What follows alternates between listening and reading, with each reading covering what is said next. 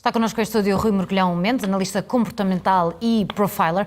Rui, muito boa tarde, obrigada pela presença. Eu sei que há vários aspectos que queres, ao pormenor, por assim dizer, analisar, mas primeiro só uma leitura rápida, uma análise rápida da postura, da presença de Rui Pinto ontem em tribunal. Nós vimos-lo chegar de uma forma e ele saiu de outra, obviamente com uma decisão que não é a favor dele, não é? Significa ficar detido e aguardar esta extradição para Portugal. Mas só assim uma análise rápida, a forma como entrou, como esteve lá dentro e depois como saiu.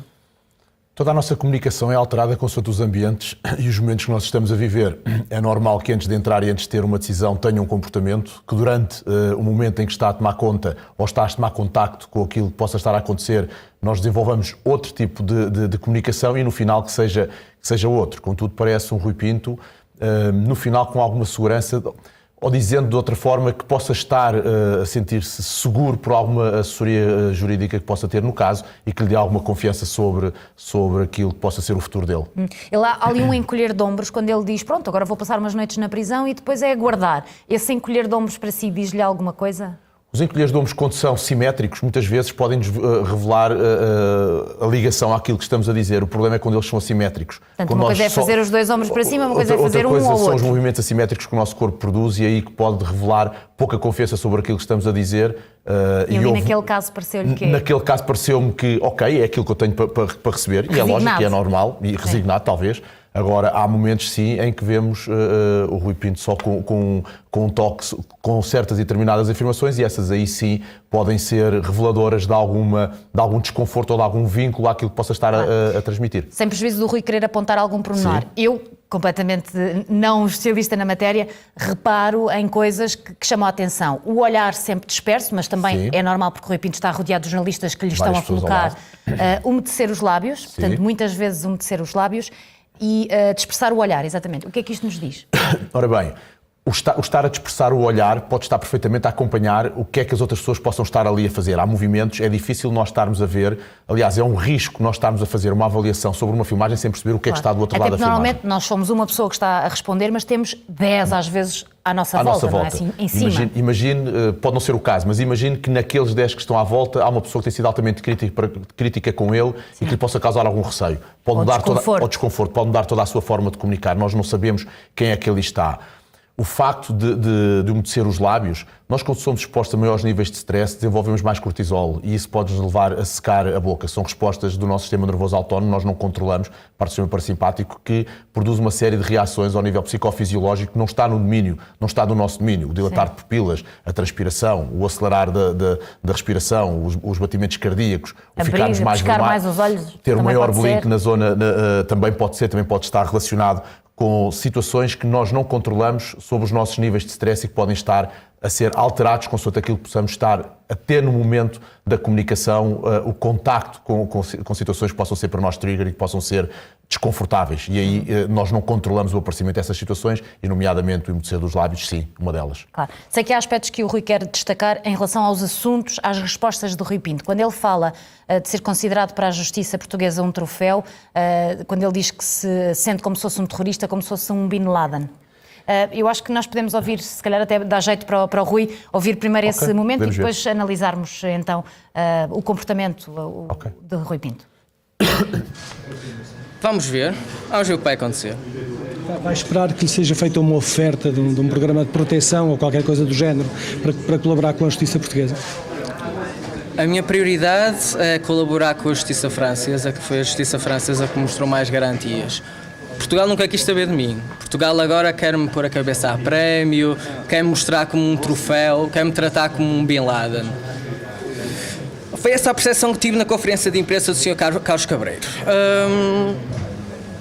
Mas sabe que a Doyen acusou de ter tentado extorquir dinheiro à Doyen. Há uma acusação por parte da Doyen. Pode dizer o que quiser. E ainda por cima, se elementos ligados à Doyen tiverem reuniões clandestinas com inspectores da Polícia Judiciária que nem fazem parte do processo, isto é gravíssimo. E quando vemos inspectores da Polícia Judiciária usarem e-mails pessoais para falar com elementos da Doyen e tratá-los quase como amigos, isso também é gravíssimo. O Ministério Público investiga isso? Não investiga. O Ministério Público não quer saber nada. Tenho, estou em França. Mas entregou em França as provas? Entreguei provas disso às autoridades francesas. Implicam a Polícia Judiciária? Exatamente. Elementos da Polícia Judiciária. Mas a mando E chefias da Polícia Judiciária. Neste momento as autoridades francesas têm documentos que provam isso. Exatamente. Têm documentos claríssimos que mostram que a investigação foi feita de uma maneira completamente irregular. Isto é escandaloso o que está a acontecer, mas é assim, é a vida. Quanto tempo é que isto vai demorar, mais ou menos, tem ideia? Como é que vai conseguir financiar a sua defesa? Não, há uma fundação americana que se dedica a ajudar whistleblowers, como no meu caso, e vai pagar todas as verbas aos advogados. E a Signal Networks que está... Exatamente. E vai continuar a apoiá-lo nisso. Exato. Tem contactos com essa fundação? Rui, analisando aqui este trecho, a primeira parte parece-lhe um discurso ensaiado, quando ele de supetão diz logo: eu sou um troféu, o Bin Laden, portanto, estas referências assim muito rápidas e resposta pronta. Essas referências rápidas e numa resposta pronta obrigatoriamente têm que estar já no frontmind dele, têm que estar no automático dele, não pode ser uma coisa que ele esteja ali a pensar e que vá dizer, eventualmente já tem a resposta ensaiada, eventualmente já pensou sobre aquilo que vai dizer.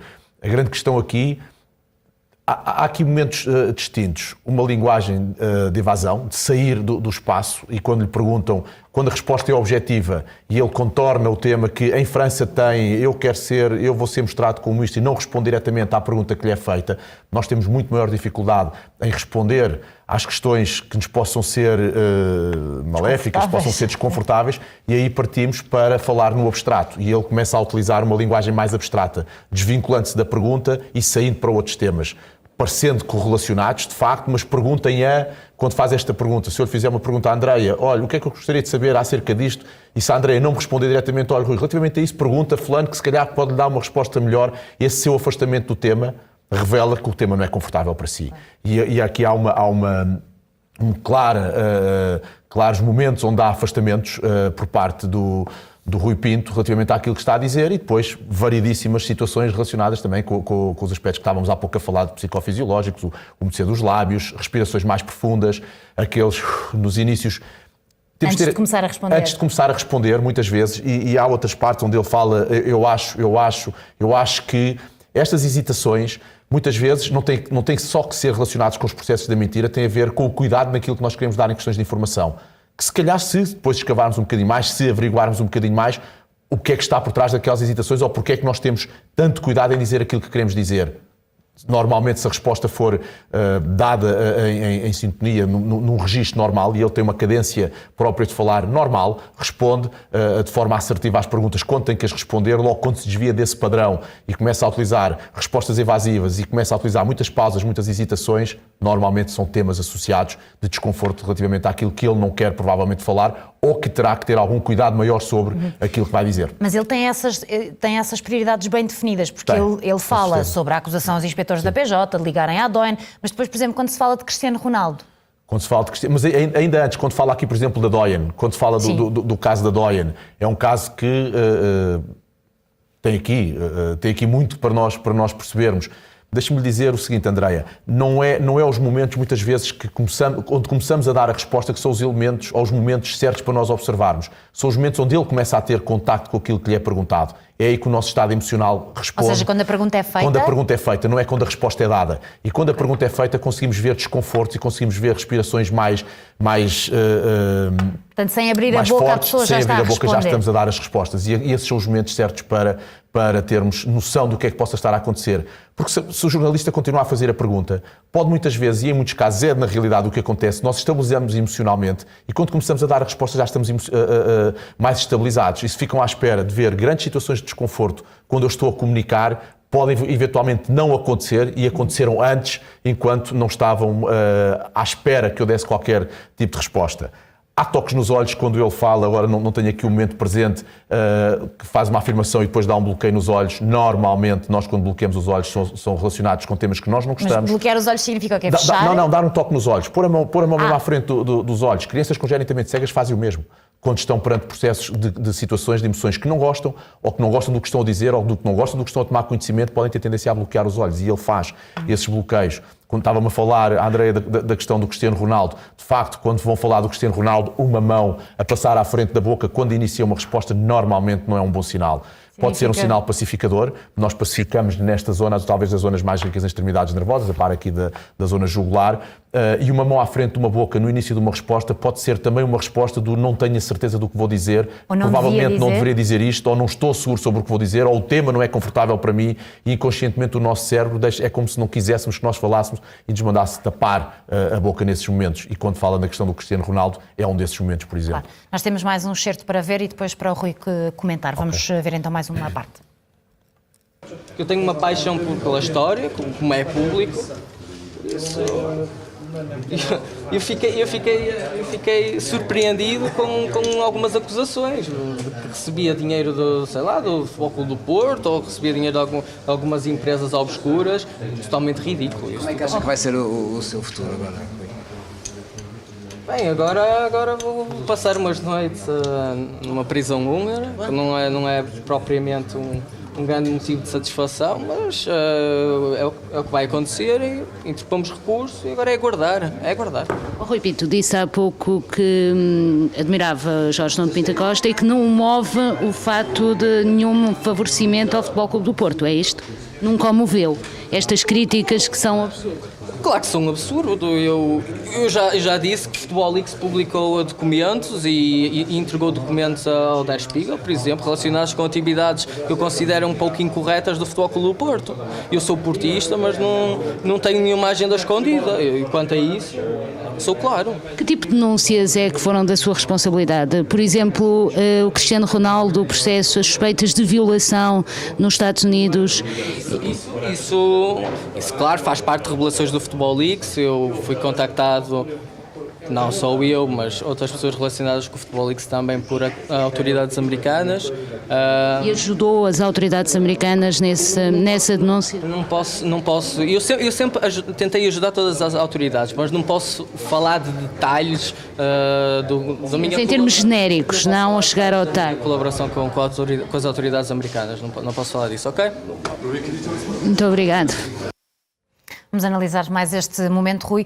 Logo no início, há pouco não tinha visto isso na peça. Os olhos esbugalhados quando responde e depois o tal encolher de ombros. O que é que o Rui vê também aqui nesta resposta? Os olhos podem-nos dar também, aliás, a face dá-nos o reflexo dos nossos verdadeiros estados emocionais e ele tem ali algumas expressões de medo associadas com olhos, talvez muitas vezes com as sobrancelhas mais levantadas, mais subidas, podem ser indícios de medo sobre aquilo que está a discutir. Temos alguns momentos onde vimos, por exemplo, desprezo na face, quando acaba de dar uma afirmação. O desprezo, a única expressão facial assimétrica, normalmente revelada por um canto da boca mais puxado para trás, pode estar ligado ao processo da mentira. Pode estar... Aquele sorriso que ele acabou por fazer, muitas vezes escondido com um sorriso, não é? muitas vezes escondido com um sorriso. Aliás, o sorriso serve para nós mascararmos uma série de emoções. Nós estamos com medo e pomos um sorriso na face, só que esse sorriso não é um sorriso verdadeiro. Os olhos e a própria tensão, às vezes, da boca indiciam-nos que por trás daquele sorriso está uma expressão de medo. Ele, quando acaba de dar a afirmação, julgo que é quando diz que tem uma paixão pela história e que é, através disso, na ajuda do pai, que o ajuda a ter subsistência, um toque assimétrico aí com o ombro, normalmente não vincular aquilo que diz e acaba de dar esta afirmação com um sorriso assimétrico. Ou seja, nós sentimos-nos superiores aos outros e o desprezo é uma emoção que está relacionada a um processo de superioridade. Nós só sentimos desprezo só relativamente a pessoas ou a estados de pessoas, não sentimos desprezo relativamente a objetos, por exemplo, e o que vai acontecer é que quando ele acaba de dar a afirmação, se a afirmação é enganosa e ele julga que enganou a pessoa, muito provavelmente o desprezo pode lhe aparecer na face e aí pode estar relacionado com um processo de mentira. Rui, muito obrigada pela análise neste CM Jornal da Hora de Almoço e no ecrã já estávamos a ver